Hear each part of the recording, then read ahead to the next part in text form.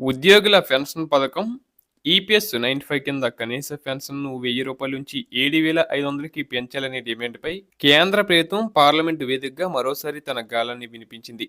లక్షలాది మంది పెన్షనర్లు తమ జీవన భృతి కోసం ఎంతో ఆశగా ఎదురుచూస్తున్న ఈ అంశంపై ప్రభుత్వం వివరణ ఇస్తూ పెన్షన్ పెంపులో జరుగుతున్న జాప్యానికి గల ప్రధాన కారణాలను వివరించింది. ప్రస్తుతం దేశవ్యాప్తంగా ఉన్న ఈపీఎస్ 95 పెన్షనర్లకు అందుతున్న కనీస పెన్షన్ ఏమాత్రం సరిపోవడం లేదని, పెరిగిన నిత్యావసర ధరలకు అనుగుణంగా దీనిని పెంచాలని కార్మిక సంఘాలు మరియు పెన్షనర్ల జాతీయ సమన్వయ కమిటీ సుదీర్ఘకాలంగా పోరాటం చేస్తున్నాయి. అయితే ఈ ప్రతిపాదనను అమలు చేయడంలో ఉన్న అతిపెద్ద సవాలు ఆర్థిక లభ్యత అని కేంద్ర ప్రభుత్వం స్పష్టం చేసింది. పెన్షన్ మొత్తాన్ని 7,500కు పెంచడం వల్ల ప్రభుత్వంపై ఏటా అదనంగా వేల కోట్ల రూపాయలు ఆర్థిక భారం పడుతుందని, ఇది దేశ ఆర్థిక వ్యవస్థపై తీవ్ర ప్రభావం చూపుతుందని ప్రభుత్వం భావిస్తుంది. ప్రస్తుతం అందుబాటులో ఉన్న నిధులు మరియు పెన్షన్ ఫండ్లోకి వస్తున్న కంట్రిబ్యూషన్ల మధ్య సమతుల్యత ఈ పథకం మనుగడకి ప్రమాదం ఏర్పడే అవకాశం ఉందని ప్రభుత్వం ఆందోళన వ్యక్తం చేస్తుంది. ఇక ఈపీఎస్ 95 అనేది ఒక నిశ్చిత ప్రయోజన పథకం.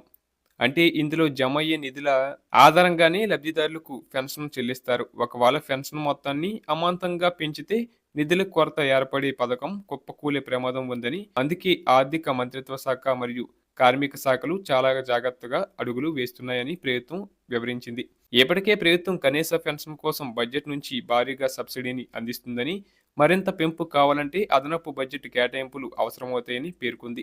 అలాగే పెన్షన్ పెంపుపై గతంలో అధ్యయనం చేసిన వివిధ నిపుణులు కమిటీలు మరియు హై పవర్ కమిటీలు భిన్నమైన నివేదికలు అందజేశాయి. కొందరు పెన్షన్ పెంచాలని సూచించగా, మరికొందరు ఆర్థిక సాధ్యాసాధ్యాలను ప్రశ్నించారు. ఈ నేపథ్యంలో అందరికీ ఆమోదయోగ్యమైన పరిష్కారాన్ని వెతకడానికి మరికొంత సమయం పడుతుందని ప్రభుత్వం తెలిపింది. పెన్షనర్ల సమస్యలను ప్రభుత్వం గుర్తించిందని, ఉన్నత స్థాయిలో చర్చలు జరుగుతున్నాయని, దేశ ఆర్థిక స్థితిగతులను బట్టి తగిన సమయంలో నిర్ణయం తీసుకుంటామని హామీ ఇచ్చింది. కానీ ప్రస్తుత పరిస్థితులను విశ్లేషిస్తే పెన్షనర్లు ఆశించిన విధంగా 7,500 పెంపు జరగడం కష్టమని ప్రభుత్వం ఇచ్చిన వివరణ బట్టి అర్థమవుతుంది. ఇది కేవలం పరిపాలన పరమైన నిర్ణయం మాత్రమే కాదని, దేశ ఆర్థిక లోటు మరియు కోట్లాది మంది ఉద్యోగుల భవిష్యత్తు నిధులతో ముడిపడి ఉన్న సున్నితమైన అంశం కాబట్టి ప్రభుత్వం ఆచితూచి అడుగులు వేస్తుందని తెలిపారు. పెన్షనర్లకు తగిన ఉపశమనం ఎప్పుడు లభిస్తుందనే దానిపై స్పష్టత రావాలంటే మరికొన్ని రోజులు వేచి చూడక తప్పదు. ప్రభుత్వం సానుకూల నిర్ణయం తీసుకుంటుందని ఆశిస్తూనే ఆర్థిక పరిమితులు పెన్షనర్ల కలలకు అడ్డంకిగా మారుతున్నాయనేది ప్రస్తుత వాస్తవం.